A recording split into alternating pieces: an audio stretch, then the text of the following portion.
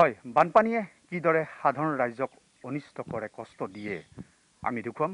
মই উপস্থিত আছোঁ মঙলদৈ বিধানসভা সমষ্টিৰ কেওটপাৰা কবিকাৰা গাঁৱত, আৰু কিছু দূৰৈতে শাকতোলা নৈ আছে, আৰু সেই নৈখনে কিদৰে গাঁওখনক অনিষ্ট কৰিছে, এই কবিকাৰা কেওটপাৰা গাঁওখনক অনিষ্ট কৰিছে আমি দেখুৱাম। কিছু দূৰ আগতে প্ৰায় 500 মিটাৰ দূৰৈত এটি মথাউৰি আছে শাকতোলা নৈ, আৰু সেই শাকতোলা নৈ মথাউৰি ছিঙি নিয়াৰ ফলত গাঁওখনত কিদৰে তাণ্ডৱ চলাইছে শাকতোলা নৈখনে আমি দেখুৱাইছোঁ।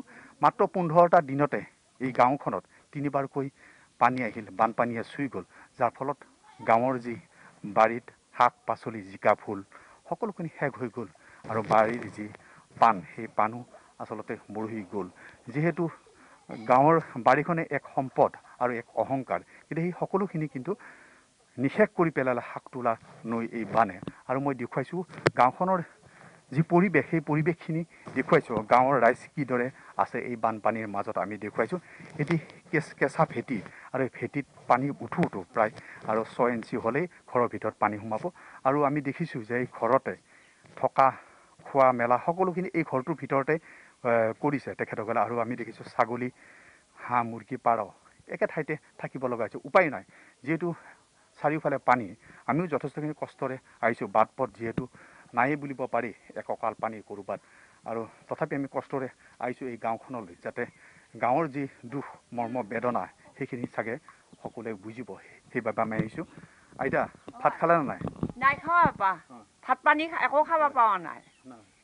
ৰান্ধা বাঢ়া একো নৰিয়ে, ছাগলী গৰু একা হেৰি হৈ আছে, পৰিয়াল মখাই থকা টান হৈ আছোঁ আমি। কেইবাৰ পানী আহিল? 3বাৰ আহিল।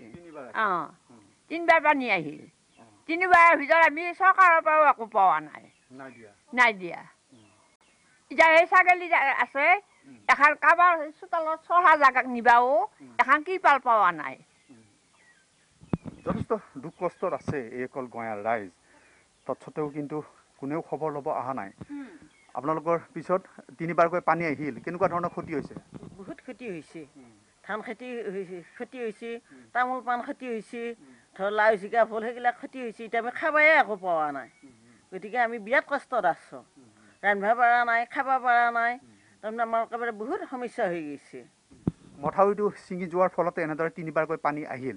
গতিকে আপোনালোকে কি ক'ব যে এতিয়া জলসম্পদ বিভাগ আছে, মথাউৰি ঠিকাদাৰে নিৰ্মাণ কৰি আছিল, কিন্তু তথাপি কিন্তু বাৰে বাৰে ভাঙি আহে। বাৰে বাৰে ভাঙি আহে, মাথালি বান্ধিও ৰাখিব পৰা নাই।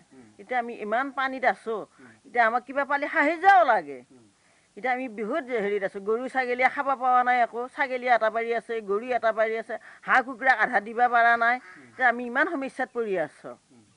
যথেষ্ট দুখ কষ্টত আছে। মই দেখুৱাইছোঁ যে এয়া কেঁচা মাটি, কেঁচা ভেটি, আৰু এয়া সম্পূৰ্ণৰূপে খহি গৈছে, যাৰ ফলত কিন্তু যিহেতু বাৰিষাৰ দিন, মাটি পাবলৈ নাই, তৎসত্বেও কিন্তু তেখেতসকলে এক কদৰ্য ৰূপত এনেদৰে থাকিব লগা হৈছে, উপায় নাই। যিহেতু ভৰ বাৰিষাৰ সময়, আৰু যিহেতু জলসম্পদ বিভাগৰ যি মথাউৰি, কিছু দূৰৈত মথাউৰি আছে, এই মথাউৰিটো বাৰে বাৰে ছিঙি যোৱাৰ ফলত ৰাইজে আজি দুৰ্ভোগ ভুগিব লগা হৈছে। ইতিমধ্যে জলসম্পদ বিভাগৰ সেইটো আমি কৈছোঁ যে সেই আছাম সুবিধাবাদী ঠিকাদাৰ আৰু বিষয়াই আচলতে লুটিপুটি খোৱাৰ বগা হাতীত। এয়া হৈছে মঙলদৈ বিধানসভা সমষ্টিৰ কেওটপাৰা কবিকাৰা ৰাইজৰ দুৰৱস্থা, আৰু এই দুৰৱস্থা একমাত্ৰ হৈছে মঙলদৈ জলসম্পদ বিভাগৰ অকৰ্মণ্যতাৰ কাৰণে। কিছু দূৰ আগত যি শাকতোলা নৈ আছে, সেই শাকতোলা নৈত থকা মথাউৰি বাৰে বাৰে ছিঙি নিয়াৰ ফলত এই গাঁৱৰ ৰাইজে কিন্তু ভুগিব লগা হৈছে।